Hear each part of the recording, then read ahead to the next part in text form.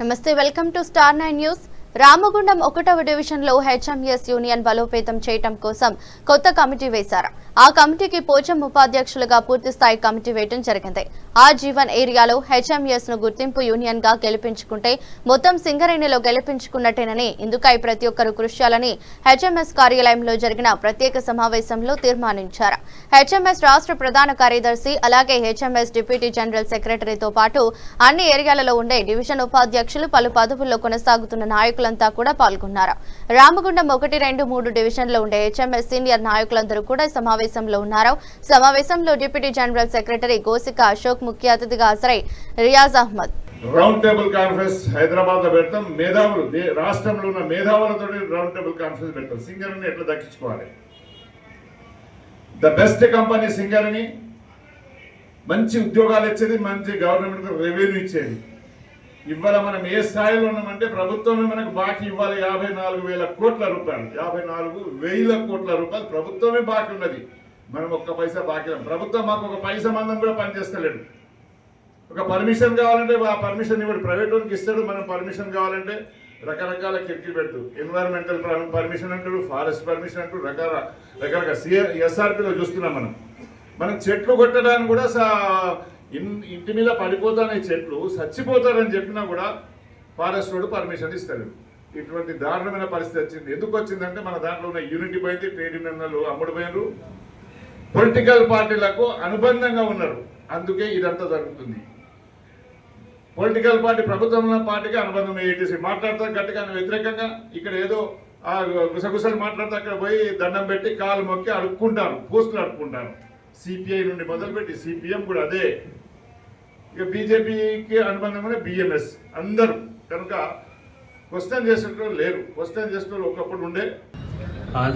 హాజరైన ఆర్జీవాను ఫిట్ సెక్రటరీలు, డెలిగేట్లు అందరికీ నమస్కారం. కాబట్టి ఇది ఒక కరకం అన్నది ఎందుకు పెట్టామంటే, ఇది విధంగా మనకు వైస్ ప్రెసిడెంట్ పోషన్ వచ్చింది కాబట్టి ప్రతి మైలుకు బాయిబాట లెక్క రోజు ఉదయం 7 గంటలకు పోషన్న డైలీ అక్కడ ఉంటాడు. కాబట్టి అక్కడ ఉన్న ఫిట్ సెక్రటరీలు రోజు అన్నస్తోడని చెప్పి అక్కడ నిలబడి ఉండాలి. ఇప్పటికి ఉంటే అక్కడ 10 మంది మన వాళ్ళు అందరు జమ అవుతారు. వాళ్ళతో సమస్య ఉంటే అన్న తెలుసుకుంటాడు, వస్తాడు. అక్కడ జీవన్ దగ్గరికి వెళ్ళి మాట్లాడి సాయంత్రం వరకు చర్చిస్తాడు. కాబట్టి ఇలాంటివి మనం ఇప్పుడుగా మళ్ళీ ఇప్పుడు ఏమైందంటే, ఇప్పుడు మళ్ళీ సేవ్ సింగరేణి అని మళ్ళా ఎర్ర జెండాలు పట్టుకొని మళ్ళీ వస్తారు బాయల మీదకి. ఇప్పటికే మోసం చేశారు, చాలా కాలం మోసం చేశారు. అసలు గెలిచినప్పుడు మన సింగరేణి డ్రైవర్లు ఎంతమంది ఉండే, ఎన్ని వెహికల్ ఉండే, ఎన్ని డిస్పెన్సర్లు ఉండే వాడవాడకు, ఎన్ని సింగరేణి స్కూళ్ళు ఉండే, అవన్నీ ఓడగొట్టింది ఇదే ఏఐటీసే. మళ్ళా గుర్తింపు మళ్ళీ గెలిచారు. మళ్ళీ గెలిచి మళ్ళీ ఏమైంది, మళ్ళీ ఇప్పుడు మెడికల్ బోర్డు ప్రజెంట్ ఉన్న హక్కులన్నీ పోడగొడుతున్నారు. కాబట్టి ఇవన్నీ మర్చిపోవాలని కార్మికులు సేవ సింగరేణి పెట్టి మళ్ళా జెండాలు పట్టుకొని మళ్ళా కార్మికుల దగ్గరికి మళ్ళీ వస్తారు. ఇవన్నీ చేసే మర్చిపోవాలి కార్మికులు.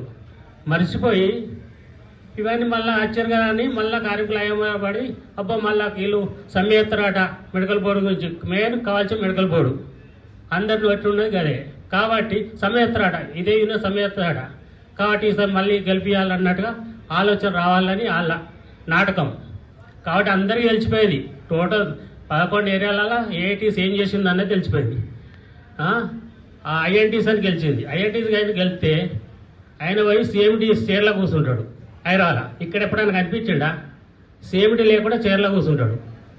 అదే ఇప్పుడు ఏఐటీస్ మళ్ళీ మొన్న కొత్త సేమిటీ వస్తే ఆయనకు సన్మానం చేయాలా, ఈయన సన్మానం చేయించుకుంటాడు. ఇప్పుడున్న ఏఐటీస్ నాయకుడు చాలా ఒప్పించుకుంటాడు. ఇది హాయిగా కార్మికుల గురించి కొట్టాడేది.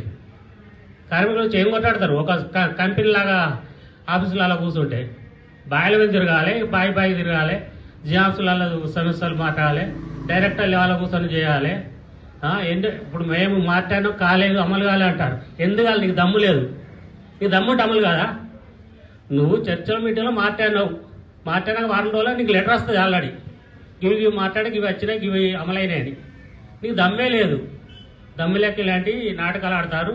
మళ్ళీ ఒక సాయంత్రం పూట మైకులలో పట్టుకొని తిరుగుతారు.